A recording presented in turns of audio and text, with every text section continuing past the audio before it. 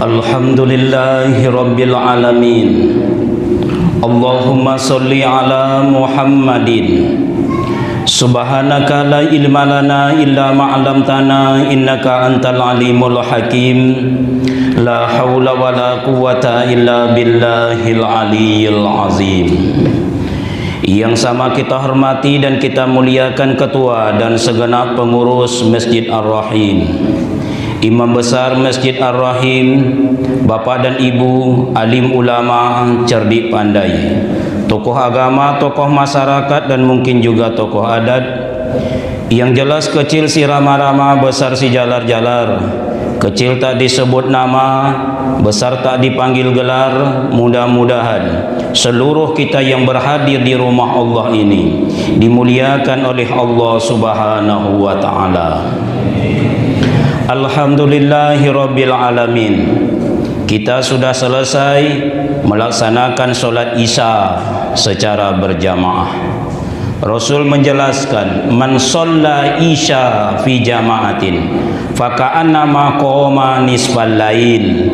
Ikut solat Isya berjamaah, kata Rasul, pahalanya seakan-akan solat separuh malam. Apalagi mau duduk di dalam masjid. Rasul Allah menjelaskan, inna buyuti fil ardi al masajid wa inna zuwari fiha umaruha. Rumahku itu, kata Allah, di muka bumi adalah masjid. Orang yang datang ke masjid, hadir di masjid, duduk dia di dalam masjid, mereka itu, kata Allah, tamu-tamuku. Konontah lagi duduknya di dalam majelis ilmu. Majtama'a qaumun fi baitin min buyutillah. Tidaklah berkumpul suatu kaum di salah satu rumah Allah. Sekarang kita sudah berkumpulnya di rumah Allah. Yatsluna kitab Allah. Di situ dibacakan kitab Allah. Sudah dibacakan oleh ustaz kita tadi. Wa yatadarasunahu bainahum. Kemudian mereka berusaha menjelaskan, memaparkan isinya. Bila empat itu kita lakukan, berkumpul di rumah Allah, dibacakan ayat, dijelaskan isi, apa yang dijanjikan Rasul kepada kita, dapat pula empat. Kata Rasul, illa nazalat alaihimus sakinah. Satu, turun ketenangan di hati mereka. Wa ghasiyatuhumur rahmah. Allah memandang mereka dengan rahmah, penuh kasih sayang. Wa hafatsumul malaikah. Tempat mereka itu dipenuhi oleh para malaikat. Wa zakarahumullah fi man indah. Nama-nama yang hadir ini sedang disebut-sebut oleh Allah di sisinya, di antara para malaikatnya. Bahkan hari ini 24 jam, sore berubah menjadi malam, malam sebentar lagi berubah menjadi subuh. Apakah kita mendapatkan kebaikan pada hari ini selama 24 jam? Rasul menjelaskan, may yuridillahu bihi khairan yufaqihu fiddin. Siapa yang diinginkan Allah kebaikan hidup untuk orang itu, Allah pahamkan ia tentang agama. Kalau kita sedikit dapat pemahaman agama, berarti kita sudah dapat kebaikan pada hari ini. Terakhir doanya, terakhir harapannya, man salaka tariqan yaltamisu fihi ilman sahalallahu lahu bihi tariqan ilal jannah. Siapa yang sempatkan dirinya, kata Rasul, menempuh sebuah jalan, yang di jalan itu ia dapatkan pengetahuan. Allah berjanji, innaka la tukhliful mi'ad. Tidak mungkinlah Allah mungkir janji. Apa yang dijanjikan Allah? Salaka tariqan ilal jannah. Allah mudahkan baginya jalan menuju surga. Mudah-mudahan itulah yang awak dapatkan. Amin ya rabbal alamin. Salah satu kewajiban kita sebagai seorang mukmin adalah berusaha mengikuti dan mencintai Rasulullah sallallahu alaihi wasallam. Kewajiban mengikuti Rasul tersebut dijelaskan Allah di dalam Al-Quran yang mulia ini, tepatnya di dalam surah Ali Imran, surat yang ketiga, ayat yang ke-31. Allah Subhanahu wa ta'ala berfirman, A'udzu billahi minasyaitonir rajim. Qul in kuntum tuhibbunallah fattabi'uni yuhibbukumullah wa yaghfir lakum dzunubakum wallahu ghafurur rahim. Katakanlah, kata Allah kepada Nabi Muhammad, bila betul-betul kalian mencintai Allah, fattabi'uni, maka ikutilah aku. Yuhibbukumullah, nanti Allah mencintaimu. Wa yaghfir lakum dzunubakum, dan mengampuni segala dosa-dosamu. Wallahu ghafurur rahim, Allah itu maha pengampun lagi zat yang maha penyayang. Kalau kita buka lembaran tafsir tentang surat dan ayat ini, kalimat fattabi'uni, ikutilah aku, merupakan kewajiban bagi seorang mukmin untuk mengikuti Rasul. Dalil yang kedua yang diriwayatkan oleh Al-Bukhari dipandang sahih oleh muhaddis adalah, tak kala Rasul mengatakan la yu'minu ahadukum, tidak sempurna iman seorang kamu. Jadi apabila Allah dan Rasul menyebut kamu, jangan bayangkan orang lain, harus bayangkan diri sendiri. Awak kadang di situ slip memahami.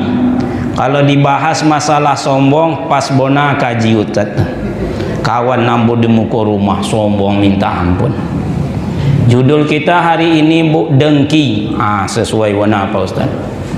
Memang kawan nambu tetangga itu dongki minta ampun. Larangan begunjing, mantap Pak Ustaz. Di tempat kami itu banyak orang begunjing. Contohnya Ibu Siwati itu Pak Ustaz, yo begunjing yo kerajanya. Padahal ceramah kok untuk beliau sebenarnya. Kaum muslimin, kalau seandainya Allah dan Rasul menyebut kamu, maka berarti untuk kita semua. Allah katakan, fattabi'uni, ikutilah aku. Aku di situ adalah berusaha mengikuti Rasulullah sallallahu alaihi wasallam dan mencintainya. Hadis sahih riwayat Bukhari, la yu'minu ahadukum, tidak sempurna, bukan tidak beriman. Beriman, cuman tidak sempurna iman seorang kamu, kata Rasul, hatta an akuna ahabba ilaihi, sehingga aku ini lebih dicintainya daripada yang lain. Bukan Rasul melarang awak untuk mencintai orang lain, mencintai dunia, cuman posisi cinta harus berbeda. Bahkan apabila dihadapkan dua cinta, antara cinta kepada Allah dan Rasul dengan cinta kepada keluarga dan manusia lain, maka harus lebih dimenangkan cinta kepada Allah dan Rasul. Kata Rasul, la yu'minu ahadukum hatta an akuna ahabba ilaihi min walidihi, bahkan dibandingkan dengan orang tuanya sendiri. Siapalah saya, bapak dan ibu, yang tidak cinta sama orang tua? Cuman kalau berhadapan dua cinta, maka cinta kepada orang tua harus mengalah, mendahulukan cinta kepada Rasulullah. Min waladihi wa waladihi, bahkan dibandingkan dengan anak kandungnya sendiri. Wan nasi ajmain, bahkan untuk seluruh manusia. Umar ibn Khattab dalam sebuah riwayat dijelaskan, Rasulullah itu kan sayang sama Umar. Saking sayangnya sama Umar, beliau menjamin Umar ini masuk surga. Rasul mengatakan bahwa Umar ini orang kedua dijamin masuk surga. Yang pertama Abu Bakar, yang kedua Umar. Sebab ada 10 sahabat dijamin Rasul masuk surga, walaupun saat Rasul menjamin orangnya masih hidup. masih terbuka peluang untuk melakukan salah dan dosa, tapi sudah dijamin masuk surga. Untunglah sahabat yang dijamin. Kalau sampai awak Ustadz Samsul Rijal dijamin masuk surga, umpama ini insya Allah subuh besok tidak akan sholat subuh nih. Tak kala ditanya oleh pengurus, kenapa tidak sholat subuh Pak Ustadz? Lepel lawak beda Pak. Ambolah dijamin masuk surga. Apa Allah? Kalau sahabat enggak.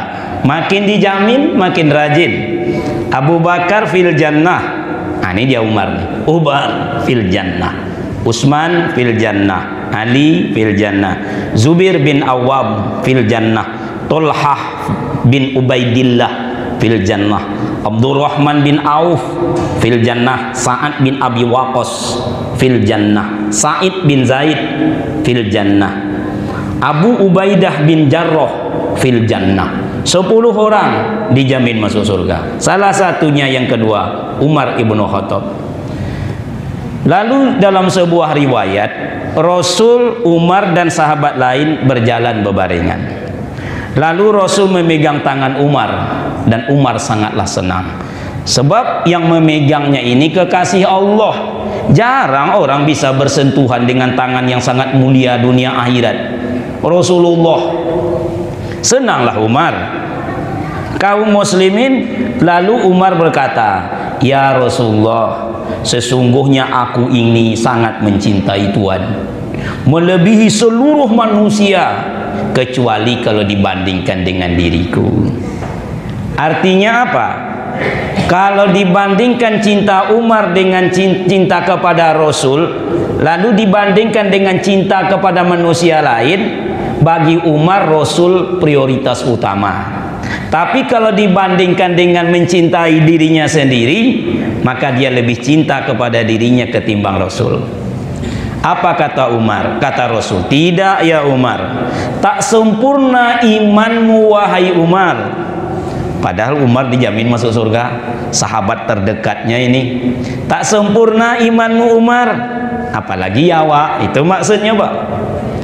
Sebelum engkau lebih mencintai diriku ini melebihi cintamu sendiri kepada dirimu. Mendengar itu langsung Umar semakin kuat. Ya Rasulullah, saksikanlah, mulai hari ini engkau lebih kucintai bahkan dibandingkan dengan diriku sendiri. Kata Rasul, "Ya Umar, itu sempurna, itu baru benar, itu baru sempurna."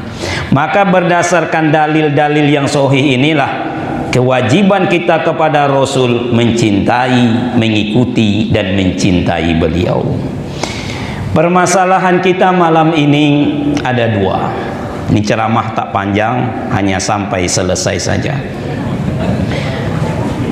Untuk apa panjang kalau tak selesai?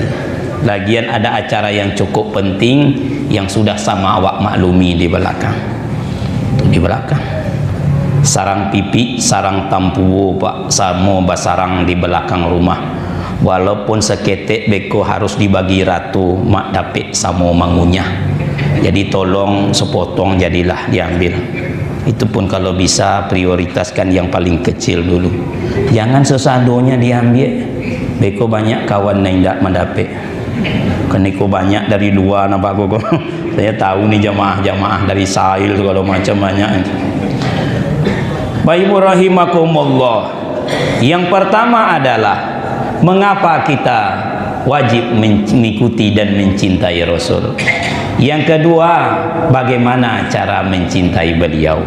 Dua permasalahan inilah yang akan kita bicarakan. Yang pertama adalah mengapa kita harus atau wajib mencintai Rasul. Paling tidak ada 3 alasan.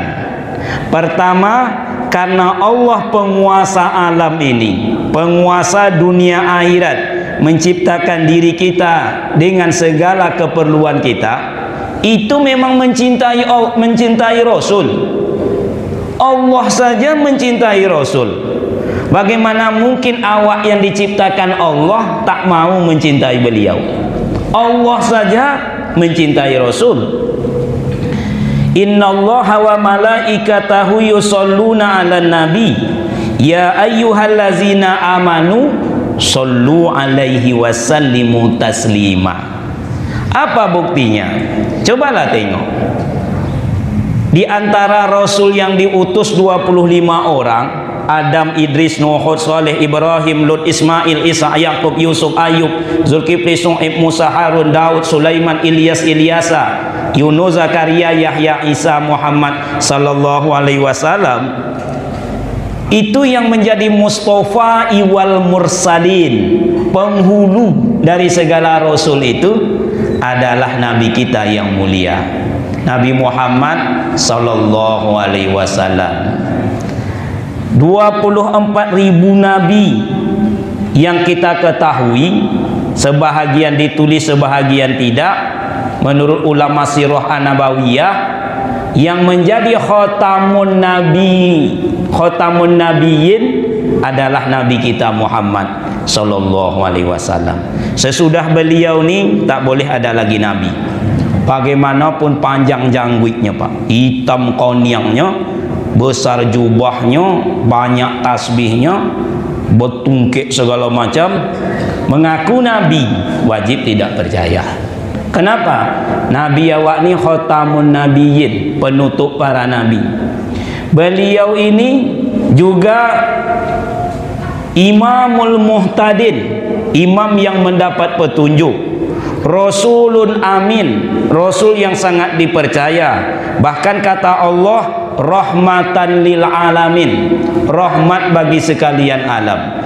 Di saat para nabi bergelai alaihi salam, bergelal alaihi salam, nabi kita sallallahu alaihi wasallam. Kalau para nabi itu langsung disebut nama, kan sudah disebut di atas tadi, kecil tidak disebut nama. Berarti kalau disebut nama, awak ini masih kecil ini. Gelar besar tidak dipanggil gelar. Maka kalau bisa, kalau memanggil orang yang agak dibesarkan, jangan panggil nama. Saya kan Samsurijal, boleh bapak panggil Jal, boleh. Tapi kalau bisa Ustadz sajalah, Ustadz. Kalau bisa manggil imam awak Pak Imam. Kalau nama Pak Imam awak Ujang, Jang, kamu Jang. Jangan kalau bisa. Pak Imam, Pak Camat, Pak RW, Pak RT, dipanggil gelar. Coba tengok dalam Al-Quran, ada enggak kalimat yang mengatakan ya Muhammad? Tak ada Pak. Tapi kalau ya Adam, ada. Ya Adam uskun anta wa zaujukal jannah. Dam, kata Allah, tinggallah engkau bersama istrimu di dalam surga. Ya Musa, ada. Ya Isa, ada. Ya Muhammad, tidak ada. Allah tak mau menyebut namanya. Kenapa demikian? Dipanggil gelar. Bahkan kepada Ibrahim Khalilullah, yang ditemani Allah. Kepada Isa Ruhullah. Kepada Musa wa kalamullahu Musa taklima, kalamullah. Kepada Nabi Muhammad Habibullah, kekasih Allah. Begitulah Allah mencintai beliau. Satu alasannya.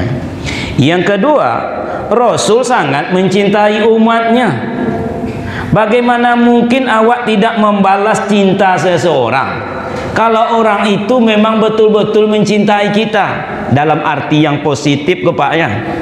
Bukan dalam arti ada bini orang mencintai apa lalu apa balik pula. Enggak. Masalahnya Pak Ustaznya sungguh-sungguh mencintai ambo. Itu dalam arti yang negatif.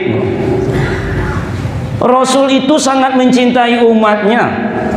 Kalau awak genap kalah perjuangan Rasul 23 jam, 23 tahun atau 22 tahun 2 bulan 22 hari, genapnya 23 tahun. Bertungkus lumus, bermandikan keringat, berkuah darah, bersabung nyawa. Sampai puncak perjuangan itu dilempari, pernah giginya patah, pernah diludahi, pernah dihinakan, pernah diselimuti dengan kulit unta yang sangat tebal sampai menangis anak perempuannya yang bernama Fatimah. Pernah sepanjang jalan diletakkan duri-duri, dilempari dengan kotoran, pergi ke negeri Taif, dihinakan, direndahkan, sampai marah malaikat sang penunggu gunung negeri Taif. Kalau begini ya Muhammad, izinkanlah aku kepada Allah, makku aduk-aduk negeri Taif itu. Tapi di saat sampai ke titik paling rendah, maka Rasul ini mendoakan umatnya. Jarang orang seperti itu. Kalau sempatlah saya, bapak, ibu diusik orang, lalu datang orang punya kekuasaan, mananya Ustaz? Tunya orangnya Pak. Papa kira terserah apa, nak dipijak-pijak, nak ditempeleng-tempeleng. Kalau Rasul mengangkat tangan, Allahumma yahdi qaumi fa innahu la ya'lamun. Begitulah pintarnya Rasul. Ya Allah, tunjukilah umatku itu, karena mereka itu bukan tidak mau, mungkin mereka belum tahu. Jadi kalau menghadapi orang yang nampaknya tidak mau ikut, Pak, jangan disebut tidak mau, mungkin belum tahu. Inilah doa Rasul. Tunjukilah dia mereka, mungkin mereka belum tahu. Satu, titik rendah ya. Sampai ke titik paling tinggi, tak seorang pun manusia yang sampai ke level itu. Jangankan manusia, malaikat Jibril, penghulu segala malaikat, tak sampai ke level tersebut. Kata Jibril kepada Nabi kita, ya Muhammad, tugas dan kemampuanku hanya mengantarkan engkau sampai ke level ini. Itu dalam peristiwa Mi'raj. Tapi kita tidak bahas panjang lebar, karena awak ni maulid Nabi. Kalau nak Isra Mi'raj, undang perlu besok sekali lepak. Kalau kini rugi yang boh. Tapi lah lama boh, Pak Ustaz. Dulu 6 September, kinilah 30 September. Memang boleh. Apalah salahnya? Memperingati ini bukan ibadah, hikmah. Jadi kalau ibadah ditentukan waktu, caranya, tempatnya, itu ibadah. Kalau hikmah ini enggak, kapanpun boleh. Yang tak boleh solat Jumat apa buat hari Sabtu, itu enggak boleh itu Pak, walau sehari. Atau apa pecopek, tadi Pak Ustaz kan ada acara hari Jumat, kami Jumat mari Kamis sajalah, itu pun enggak boleh. Tapi sekarang boleh, tak apa-apa. Kaum muslimin, sampailah Rasulullah ke tingkat paling tinggi. Kata Jibril, tugasku cuma sampai ke sini. Lalu mendapatkan penghormatan yang luar biasa. Tak satu pun manusia sampai ke situ. Adam pun tak sampai ke situ. Kata Allah, at-tahiyyatul mubarakatus sholawatut thayyibatu lillah. Assalamu alaika. Itu kepada Rasul. Ayyuhan nabiyyu. Mana disebutnya Nabi Muhammad? Nabiku. Wa rahmatullah, rahmat Allah. Wa barakatuh, dan keberkahan. Apa yang dijawab Rasul? Rasul tidak menjawab untuk dirinya sendiri. Assalamu alaina. Selamatlah untuk kami. Kami itu beliau dan umatnya. Wa rahmatullahi, assalamu alaina wa ala ibadillahi sholihin, dan hamba-hambamu yang soleh-soleh. Bukan di zaman Rasul saja, awak kini kalau soleh dapat doa tertinggi tersebut, wa ala ibadillahi sholihin. Kaum muslimin, rasanya lah jaranglah ada pemimpin-pemimpin dunia yang ingat sama awak kalau sudah sampai ke level tinggi.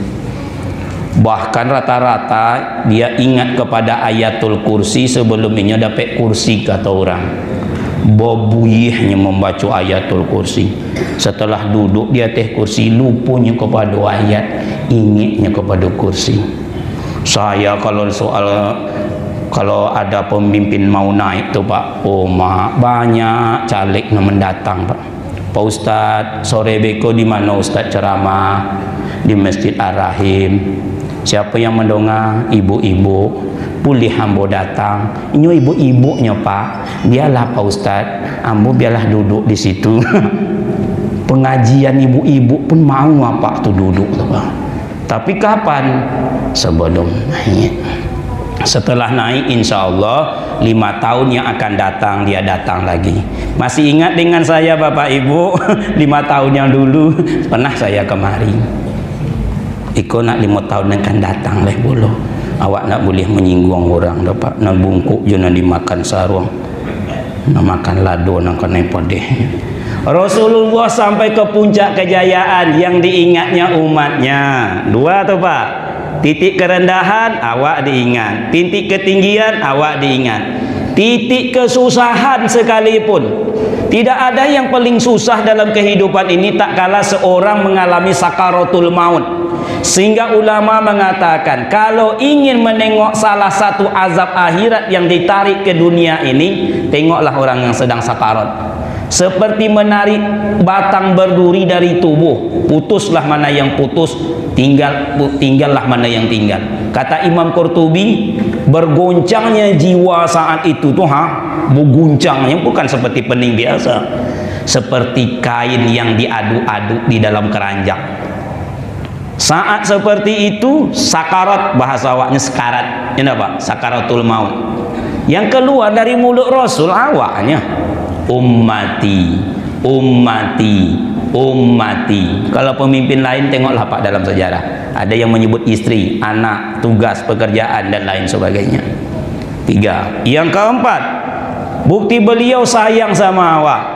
Tak kala besok manusia dibangkitkan, datanglah Jibril dengan penuh kebesaran dan keagungan kemuliaan dengan malaikat lain membangunkan Rasul. Ya Muhammad, hari kiamat sudah datang. Afala ya'lamu idza bu'thira ma fil kubur. Ada hari awak dibangkitkan dari kubur. Begitu dengan Rasulullah. Perkataan pertama Rasulullah itu awak nih juga lah. Aina ummati. Kalau memang ini hari kiamat, mano umatku? Awak juga lagi. Di padang mahsyar Rasul mengistimewakan umatnya. Inna ummati, sesungguhnya umatku, yaktuna yaumal qiyamah, hadir besok di hari kiamat dengan wajah tampilan berbeda. Apa bedanya? Yaktuna yaumal qiyamah ghurran muhajjalina min atharil wudu. Bedanya dengan umat lain, wajah bapak ibu ini bagaimanapun hitam kelingnya, bercahaya besok di kampung akhirat seperti membawa lampu. Sahabat bertanya, bagaimana Tuhan mencari umat Tuhan besok di akhirat? Kata Rasul, apa payah membedakan mana kuda hitam di antara kuda yang putih, atau mencari kuda yang putih di antara kuda yang hitam? Dari jauh pun nampak. Waktu dibangkitkan, waktu manusia dipersilakan masuk surga, Rasulullah orang pertama masuk surga. Itu istimewanya Rasul. Terakhir diutus, duluan membuka pintu surga. Takkan ada Rasul lain kecuali Rasul duluan, sebagaimana tak ada umat lain sebelum umat beliau duluan. Disuruh masuk, tak mau masuk, malah sujud di hadapan Allah.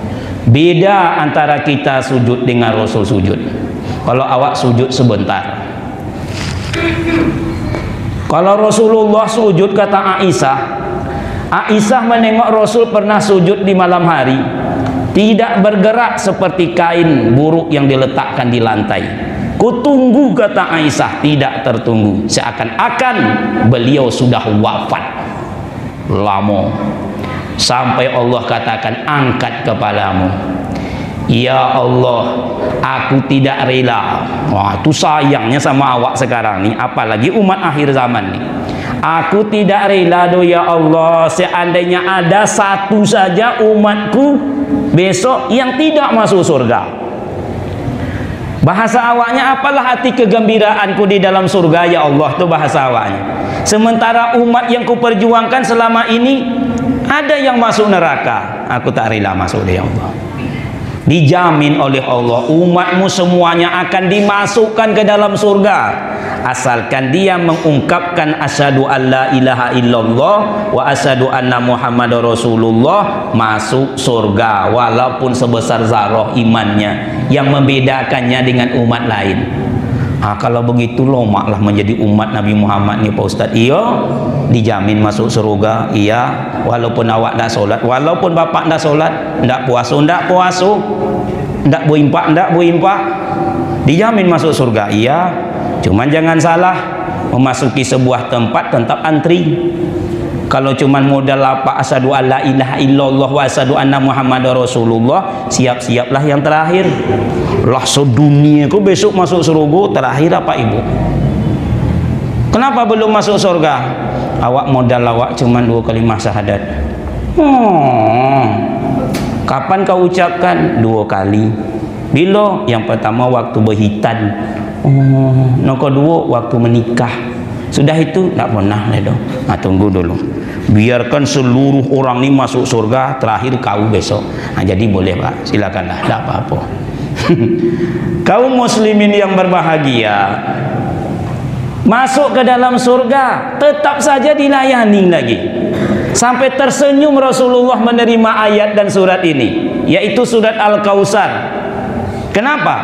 Karena Al-Kautsar adalah satu kolam, satu danau untuk umat Nabi Muhammad, yang jikalau mereka minum walau hanya seteguk saja, tidak akan haus untuk selama-lamanya. Mendengar berita ini tersenyum Rasulullah, turunnya surat Al-Kautsar ini. Makanya Bapak Ibu, awak paling senang baca Al-Kautsarnya. Tapi beda pemahaman. Kalau Rasulullah karena dapat nikmat yang banyak, kalau awak karena pendeknya. Dan saya sangat yakin Bapak dan Ibu tidak ada yang tidak hafal dengan Al-Kautsar. Yakin namun. Cobalah ibu-ibu di belakang sambung ayat ini. Inna a'tainakal kautsar. Pesambungnya Bu. Nah kan iya Pak. Sebab rakaat pertama inna a'taina, rakaat keduanya baru inna a'taina. Rupanya kedua-dua rakaatnya inna a'taina. Kaum muslimin, begitulah sayangnya Rasul kepada kita. Bahkan tak kala besok awak masuk neraka pun Rasul menyuruh malaikat untuk mengeluarkannya. Hadis sahih riwayat Muslim Pak. Kata Rasul, besok di hari akhirat Allah memerintahkan kepada para malaikat, turunlah ke neraka. Tengoklah di situ ada ndak umat Muhammad. Awak ini Pak Kalau ada, angkat, masukkan ke dalam surga. Lalu para malaikat turun. Tuh bayang Bapak Ibu tuh kan. Kata Rasul kepada sahabat, tahu tidak kalian, kata Rasul, bagaimana cara malaikat mencari mana umat Muhammad? Sebab di dalam neraka itu bukan umat Nabi Muhammad saja, umat-umat lain pun banyak, dan awak sudah gosong semuanya. Tidak tahu lagi mana Yanto, mana Yanti, mana Tino, mana Tini, mana Rino, mana Rini. Lah bentuk tulang-tulang hitam. Kata sahabat, Allah wa rasulahu a'lamu, hanya Allah dan Rasul yang tahu. Beliau menjawab, lewat wajah mereka. Wajah-wajah umat Nabi Muhammad yang pernah diajak sujud tidak tersentuh api neraka. Begitulah sayangnya Rasul kepada kita. 2. Allah mencintainya, Rasul mencintai kita. Wajar awak disuruh mencintai Rasul. Yang ketiga, yang terakhir. Terakhir ini bukan selesai ceramah. Target saya paling kurang 1 jam. Ini baru setengah jam. Tidak usah khawatir Bapak Ibu. Saya pernah ceramah 3 jam malah Pak. Di Rohil saya 3 jam. Diminta oleh tuan-tuan Kodipa, Pak Ustadz harus 3 jam. Emak lamanya nih.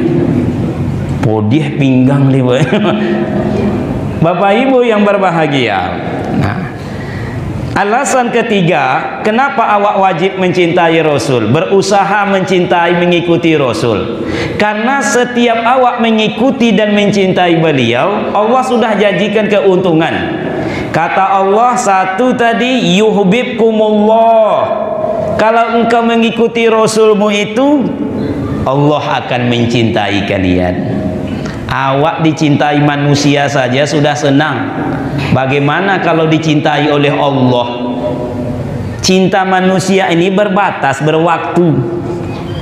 Tapi kalau cinta Allah tidak berbatas, tidak berwaktu, kapanpun. Nah, dicintai manusia saja sudah senang awak. Bagaimana kalau Allah yang mencintai?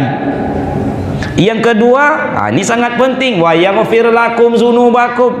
Di samping Allah mencintaimu, kalaupun kau bersalah, kata Allah, ku ampuni dosa-dosa, ku bersihkan. Sebab orang yang paling beruntung di dunia ini siapa? Orang yang tak kalah kembali kepada Allah, berlaku untuknya kalimat inna lillahi wa inna ilaihi rajiun.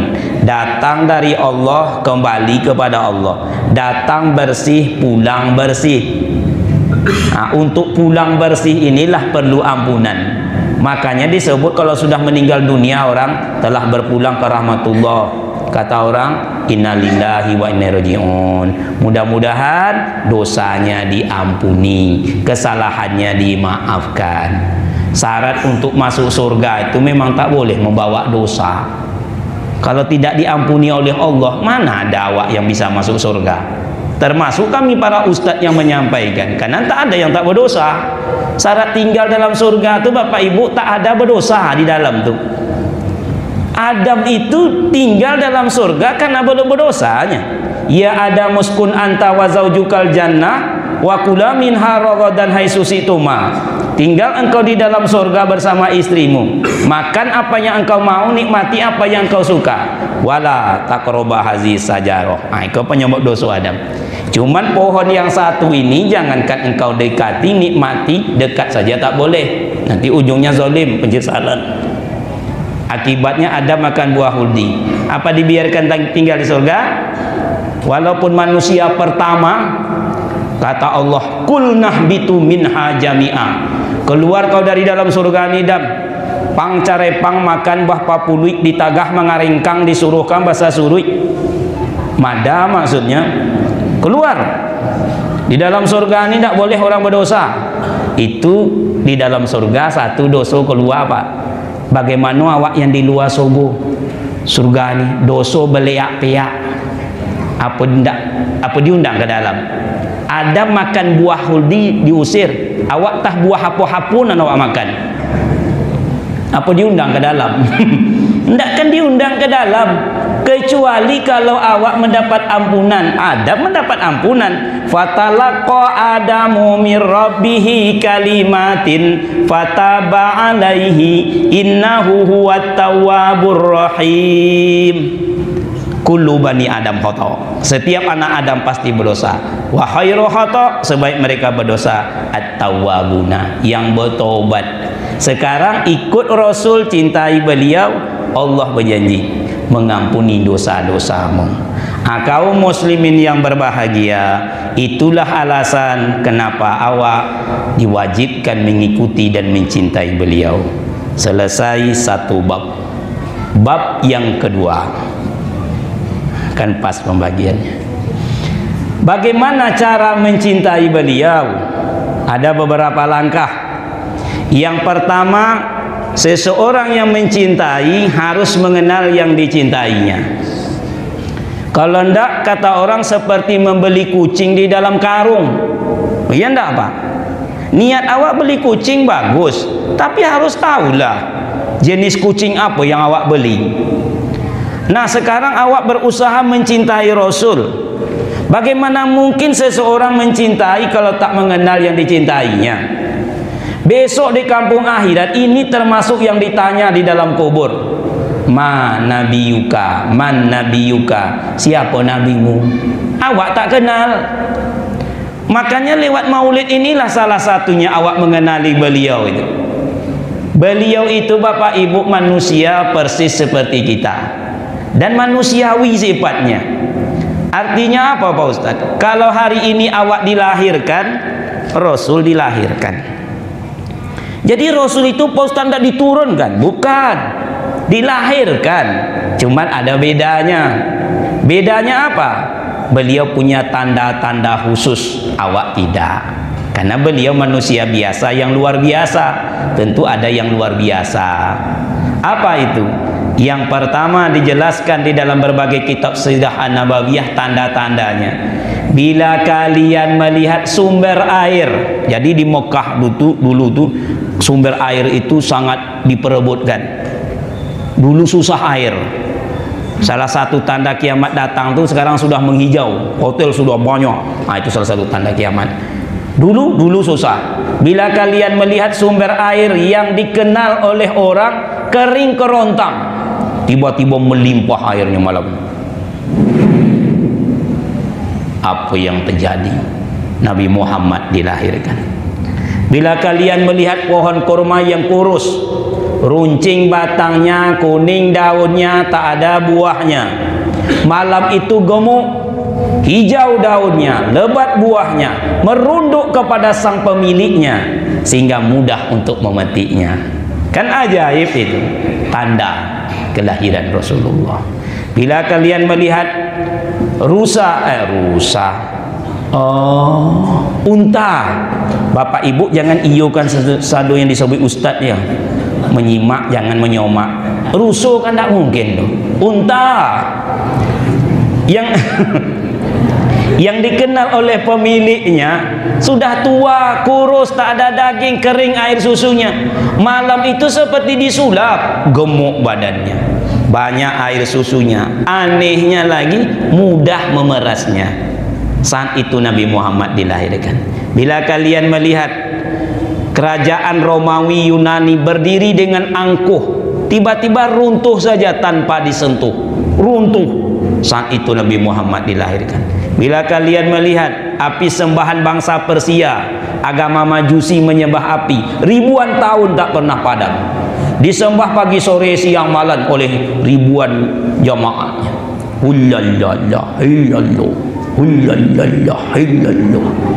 Kayak gitu Pak Ustaz orang nyembah api, kiro-kiro. Ustaz kok tahu pengalaman? Enggak ada Pak.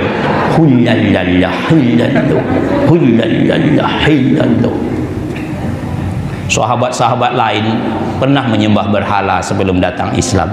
Umar bin Khattab pernah menyembah berhala. Adapun sahabat yang tak pernah menghadapkan mukanya ke berhala, Ali karamallahu wajah, Allah muliakan wajah Ali tersebut. Jadi saya tidak pengalaman menyebut tadi itu, tak pernah saya menyembah api.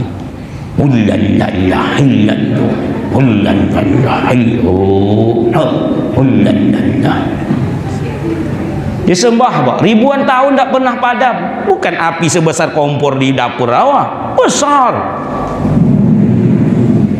Malam itu padam.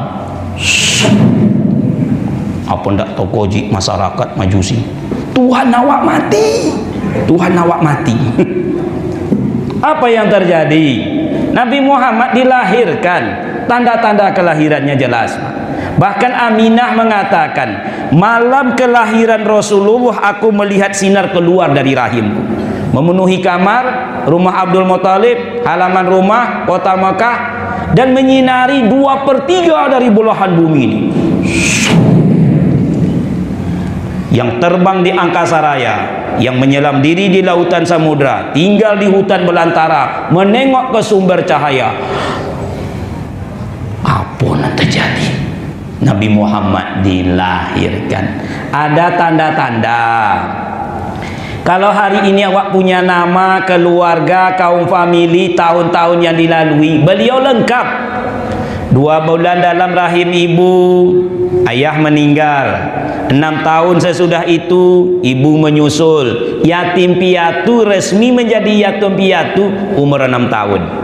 Terbayang tak bapak ibu kalau seandainya malam-malam Ramadan awak menyantuni anak yatim, berbaris di sini anak yatim itu salah satunya 6 tahun yatim piatu.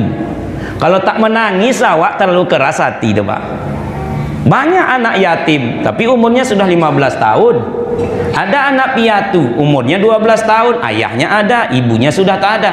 Ini 6 tahun yatim piatu. Kalaupun ada yang yatim piatu, awak tak kasihan. Kenapa? Umurnya 56 tahun.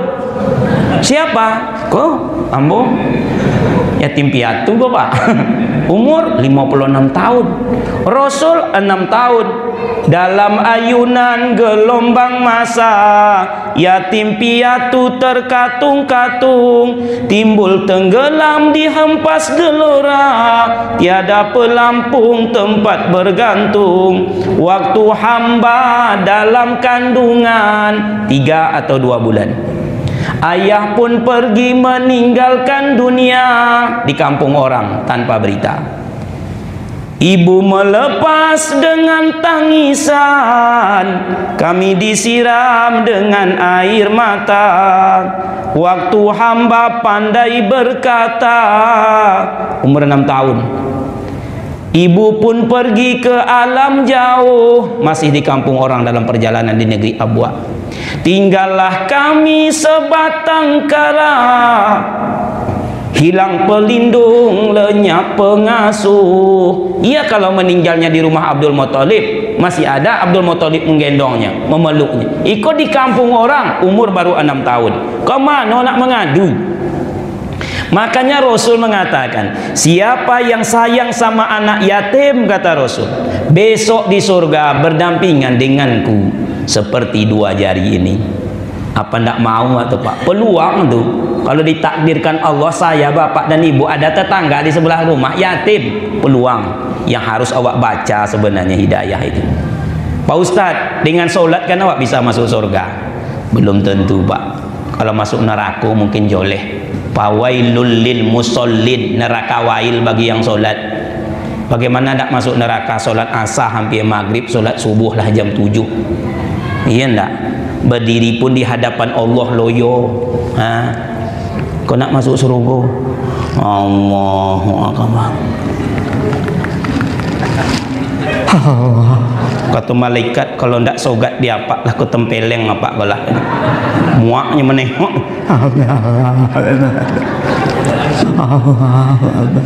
Laju minta ampun, seperti membuat laporan sepihak. Rasul dan sahabat terhibur dengan solatnya. Awak menjadi beban. Kabir walhamdulillah kasih Rasulullah. Kalau adalah surat yang lebih pendek dari Inna atau Ina, pasti itu nawak pilih mungkin Pak. Infak kan bisa surga Pak Ustaz? Iya, kalau yang terbaik. Maka sahabat itu berlomba untuk yang lebih besar. Bukan ikhlasnya dulu, besarnya. Awak mendefinisikan ikhlas, yang penting ikhlas. Pilihan awak setiap kotak infak lewat kan 2. Memang awak keluarkan dompet. Yang pertama yang paling kecil, 100.000, 50.000, 20.000, 10.000, 5.000, 2.000. Pilihan langsung ke 2.000. Kalau tak ada 2.000 langsung awak tutup. Mah ndak ada piti ketek. Ya syarat infak di masjid harus piti ketek. Nah sekarang ada 2.000. 2.000-nya 4 lembar. Pilihan nomor 2 lagi, yang paling buruk. Mana lah menulau mua duit itu ndak betulang lah. Sebab kalau duit baru itu bapak ibu melayangnya. Tapi kalau duit buruk itu terjerung, ndak betulang. Itu pula nak masuk surga. Nah, kaum muslimin sekarang ditakdirkan bapak ibu punya anak yatim, kesempatan itu. Datang seorang lelaki, ya Rasulullah, hati saya keras, susah menerima pelajaran, nasihat. Masuk telinga kanan, keluar lagi telinga kanan. Memantulnya. Kata Rasul, belai umulihmu kepala anak yatim, nanti hatimu menjadi lembut. Cuman Rasul selalu memberikan standar paling bawah. Jangan terkecoh dengan enaknya makan, lupa pada isi. Membelai ini bukan sekedar itu. Untuk apalah saya bapak dan ibu setiap pagi membelai kepala anak yatim, tapi tak pernah memberikan bantuan. Setiap lewat si yatim di muka rumah, siku kau yuang. Apa Pak, buka kopiah kau tu. Alah, baik. Mengutuk yatim sama awak. Eko pulang balik, siku kau nak apa Pak? Alah, pulang. Apa kau awak lah elok sikit dikacau-kacau. Bahkan kadang-kadang ditanyanya pula omak si yatim, sihat omak kau tu nya? Sihatnya Pak. Kebetulan omak yatim ke rancak. Elok-elok sama omak ya. Iyo Pak, sobek apa kirim salam. Kalah lain itu. Kaum muslimin, kalau hari ini kita punya tahapan, Rasul punya tahapan. Bahkan dalam kitab Samain, kalau seandainya awak ini pandailah menghayalkan Rasulullah tu. Bolehlah coba hayal-hayalkan. Rasulullah itu tidak terlalu tinggi, tapi juga tidak terlalu rendah.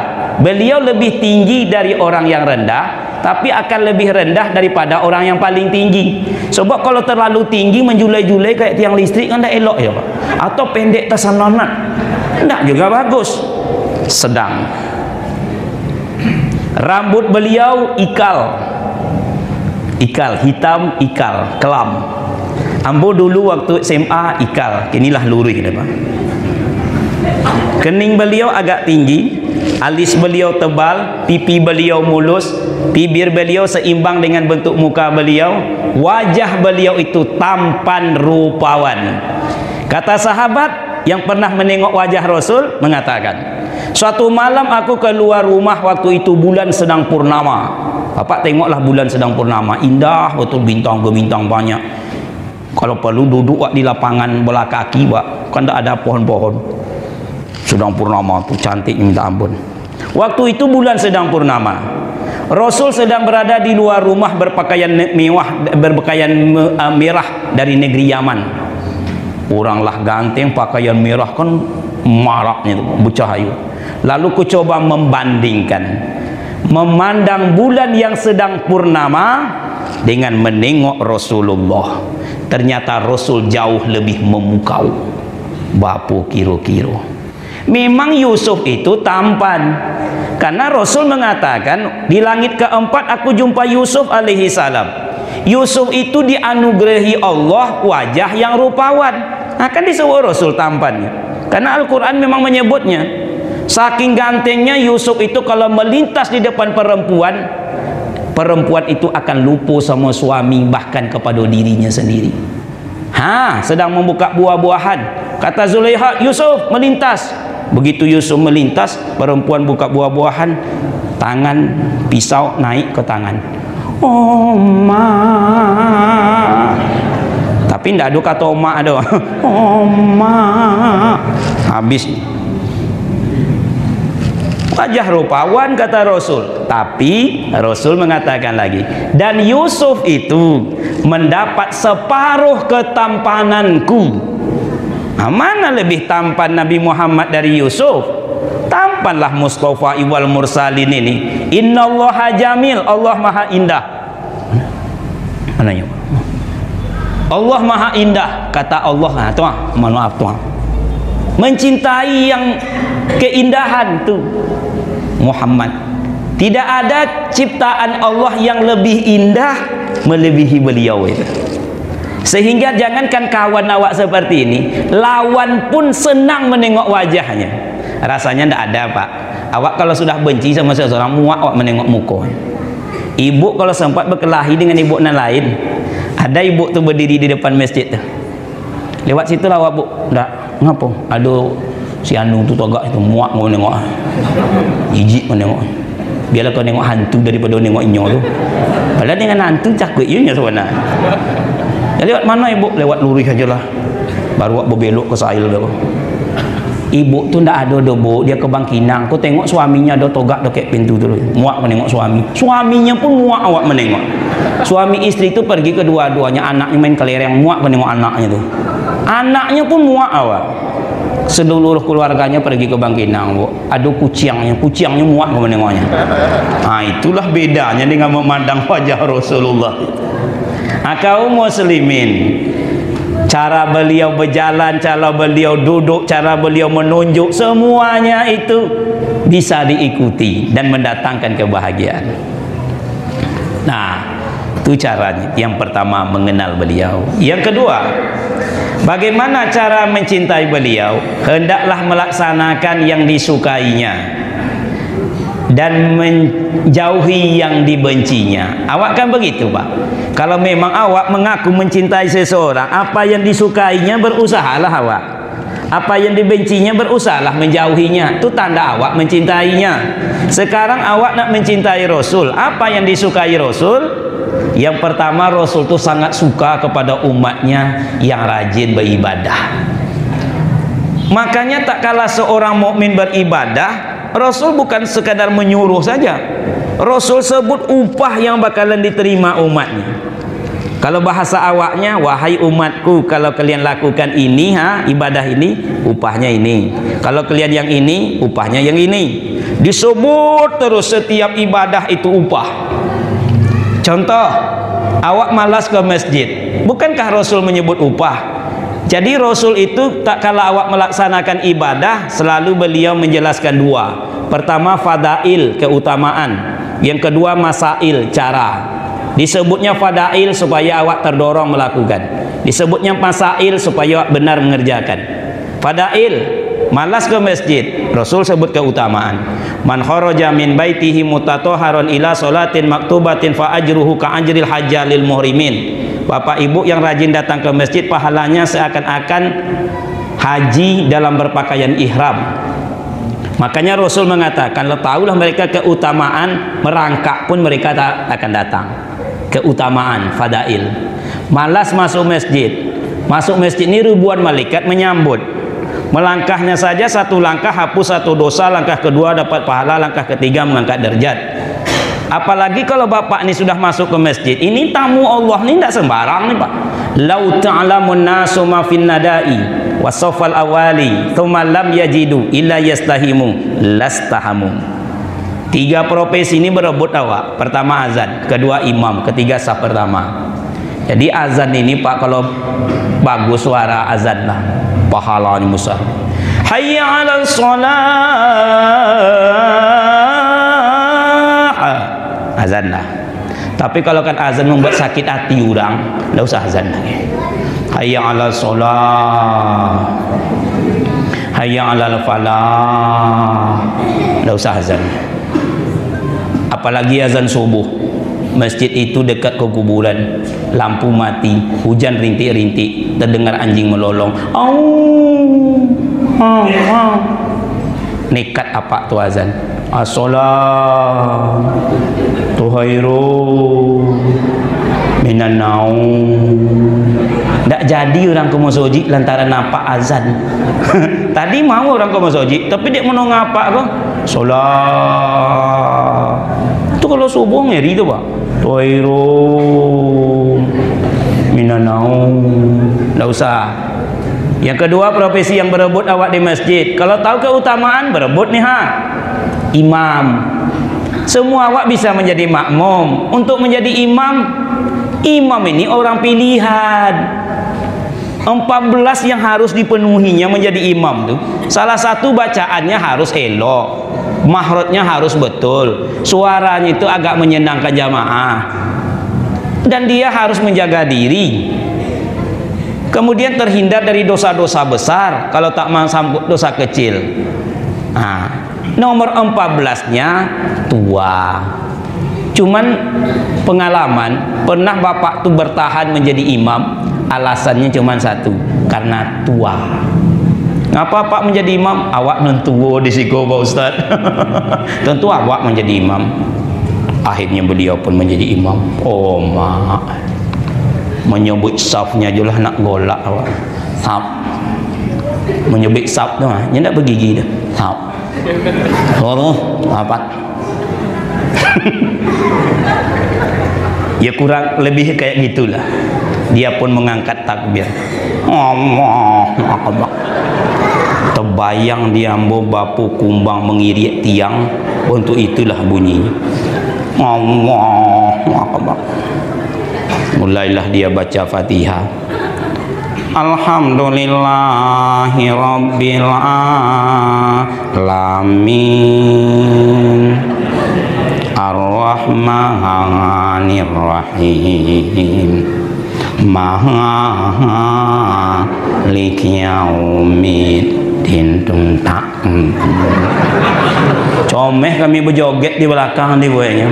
Kebetulan pula mohon maaf dia orang Jawa, kita Jawa, jadi lidahnya agak kayak main wayang lah Pak. Nah kalau begitu tidak usah lah.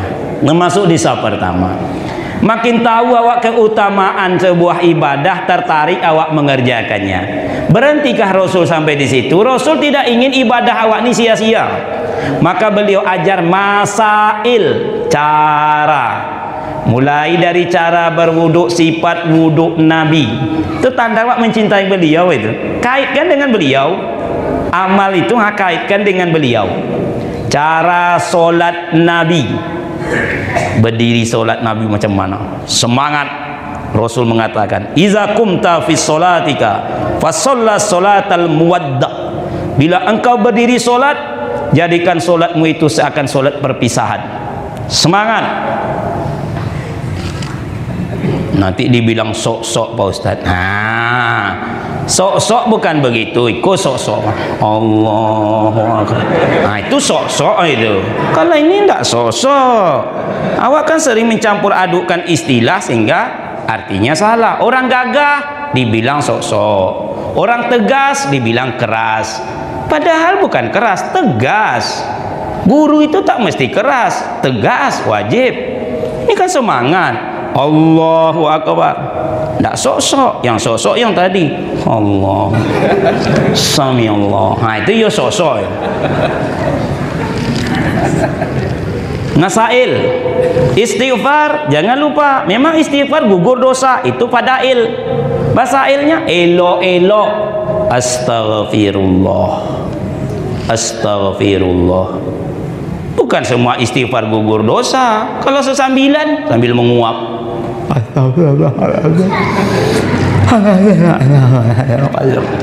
Kata malaikat, ikut yang surang kau tak usah dicatat, boleh muak kau menengoknya. Subhanallah, tanaman surga makin banyak menanam, makin banyak yang tumbuh. Tapi elok-eloklah menanam.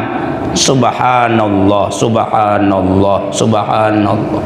Kalau dipotong tak mau, mati dia. Tak sampai ke akarnya deh. Apa kata malaikat?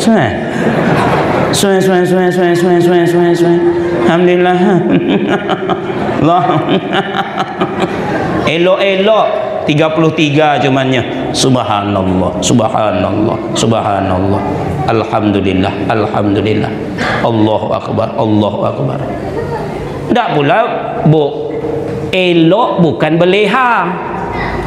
Tumak ninah tertib teratur, bukan berleha-leha. Jangan pula ibu berleha-leha, enggak juga bagus. Subhanallah, subhanallah, subhanallah. Itu ibu Isa subuh baru pulang dibuatnya itu. Jadi masail yang kedua yaitu akhlakul karimah. Rasulullah itu senang dia kalau awak berakhlakul karimah. Usahakan sesama manusia, makhluk mulia, sesama muslim ini umatnya Nabi, kepada seekor anjing sekalipun dihargai. Kisah sahih, seorang perempuan lacur Bani Israel, mohon maaf ini, diampuni dosanya lantaran menolong seekor anjing yang sedang kehausan.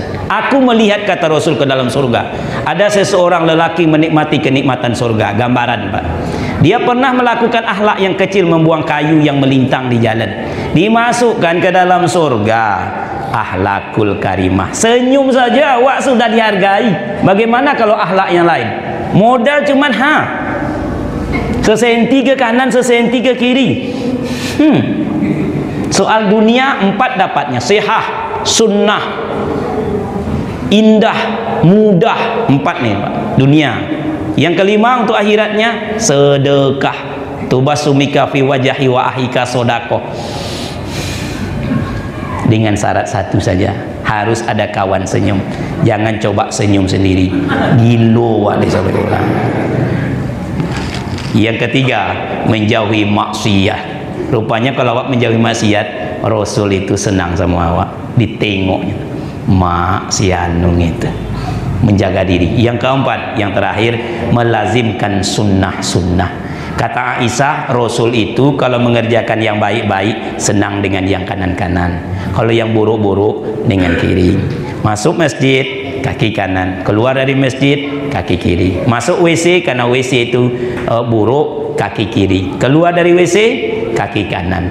Begitulah selanjut dan seterusnya. Nah, kaum muslimin yang berbahagia, mudah-mudahan awak yang punya kewajiban dan berusaha mencintai Rasulullah sallallahu alaihi wasallam, Allah pun mencintai kita dan mudah-mudahan mengampuni dosa-dosa kita. Amin ya rabbal alamin. Rasanya penyampaian ini baik, yang mendengarkan orang yang baik-baik, tapi yang terbaik yang bisa memahami lalu mencoba mengambil hikmah-hikmah untuk diamalkan berangsur dalam kehidupan ini, insyaallah. Kesempurnaan hanyalah milik Allah Subhanahu wa taala. Kekurangan kejanggalan berlabuhlah pada diri manusia. Maka kepada Allah kita memohon ampunan, kepada manusia kita wajib saling memaafkan. Kita tutup dengan doa. Na'udzubillahi minasyaitonirrajim. Bismillahirrahmanirrahim. Alhamdulillahi rabbil alamin. Allahumma salli ala Muhammadin wa ala alihi wa sahbihi ajma'in. Allahumma anzilir rahmata wa ni'mata wal maghfirata wasihata wassalamata wat taufiqa wal hidayati li hazihil jamaah.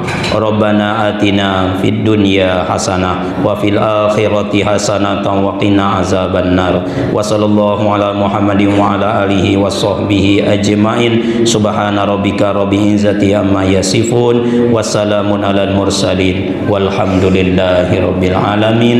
Lebih dan kurang mohon maaf. Subhanaka Allahumma wa bihamdika asyhadu an la ilaha illa anta astaghfiruka wa atubu ilaik. Assalamualaikum warahmatullahi wabarakatuh.